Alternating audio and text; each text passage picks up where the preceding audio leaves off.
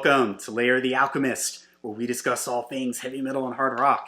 On today's episode, ranking the original David Lee Roth era Van Halen albums. I'm having fun with these album rankings. I just did one on the 70s era of Judas Priest, and you may be saying, why don't you just do all the Judas Priest albums? Why don't you just do all the Van Halen albums? Well, for the Judas Priest albums, I thought it would be fun because the 70s era of them is kind of different than where they would go in the 80s and beyond. And for Van Halen, honestly, I don't really care for the Sammy Hagar era of the band. And I have 5150, but after that, don't really know those albums that well, don't really care for them. Don't like the Gary Sharon era album. So they would have landed at the bottom of my list anyways. The last studio record that they put out, I don't know, 10, 15 years ago with David Lee Roth, I didn't really care for that. So I thought, you know what, let's just stick with the original first run David Lee Roth era of the band. Okay, so we've got 6 albums. Coming in at number 6 for me is Diver Down. This album, it just feels like they just didn't have a lot of ideas, and you get 3 covers on here: Where Have All the Good Times Gone, Pretty Woman Dancing in the Streets. I like Where Have All the Good Times Gone. They're cover songs, and then you get 2 instrumentals which are cool, Intruder and Cathedral, but again, they just don't feel like full songs. You get some songs that are kind of like, I don't want to say, kind of joke songs like Happy Trails and Big Bad Bill. I mean, they're fun, but again, you get some great things here, like Little Guitars and Hang 'Em High is fantastic.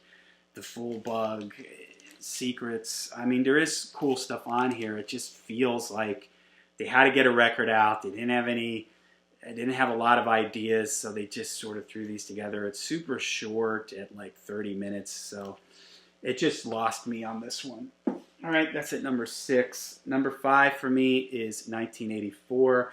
Interestingly, when I was getting ready for this, my back cover, I don't know if this is a misprint or if that was intentional, that the back cover is upside down. They lost me a little with Diver Down, and when 1984 came out, I did not like Jump. I still don't like Jump. I'm burnt out on Panama.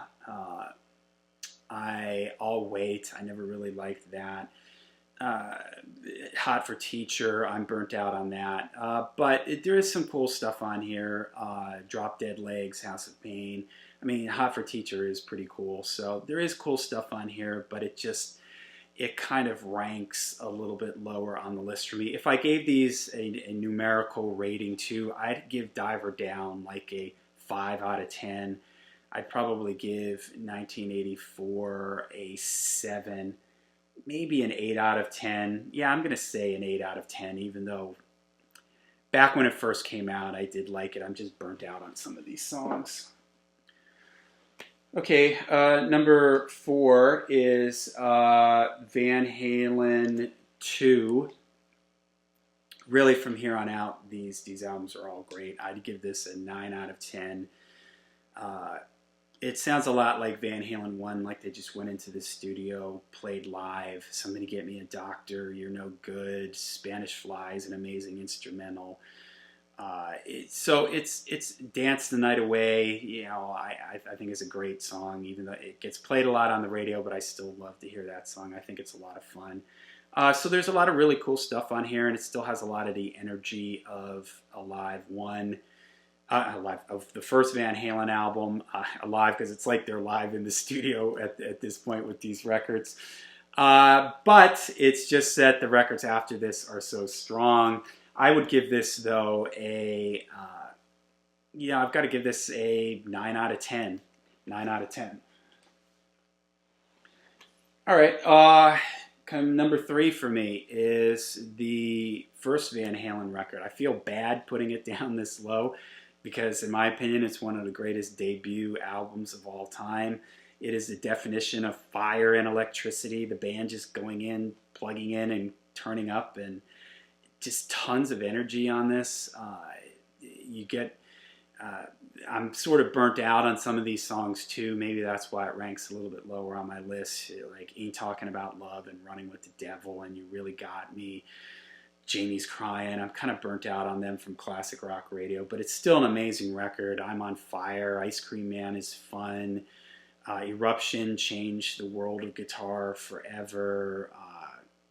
It's an amazing record. Even though I'm burnt out on it, I still got to give it a 10 out of 10 because it's just one of the greatest debuts of all time.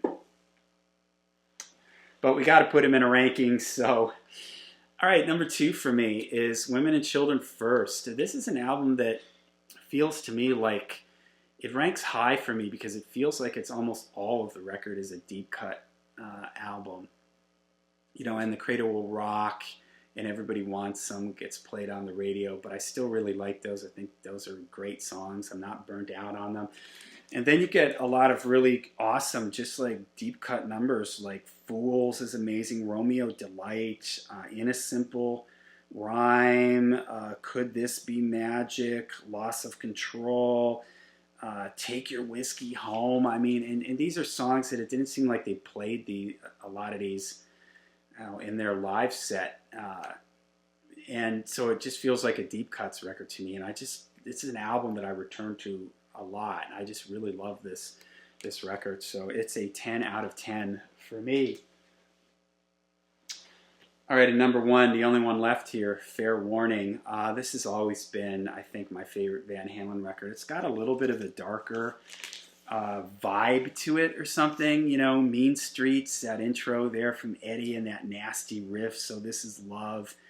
Push Comes to Shove. I just love the feel and groove to that. Sinner's Swing is a lot of fun. Unchained with Eddie's like down-tuned guitar. Dirty Movies. Sunday Afternoon in the Park. And Sunday Afternoon in the Park, that weird like synthesizer keyboard thing. It's so strange. 1 Foot Out the Door is also kind of weird. Just this quick, short little one that comes out at the end of the song, kind of right into fade, from the fade out of Sunday Afternoon in the Park. So it's just, for me, it has a little bit of a nastier, darker feel to it, and that's probably why I like it so much, and it appeals to the metalhead in me. So this is my number 1 original David Lee Roth era Van Halen record, a 10. This would be a 10 out of 10 for me. But as you saw here, really my top 3 here are 10 out of 10. So a lot of great stuff from this original David Lee DLR era of the band. All right, so there you go. Let me know how you guys would rank these albums. How would you rank them, or what are your favorites from this era of the band? All right, let me know in the comments down below. And until we see you again, make sure you rock hard, ride free.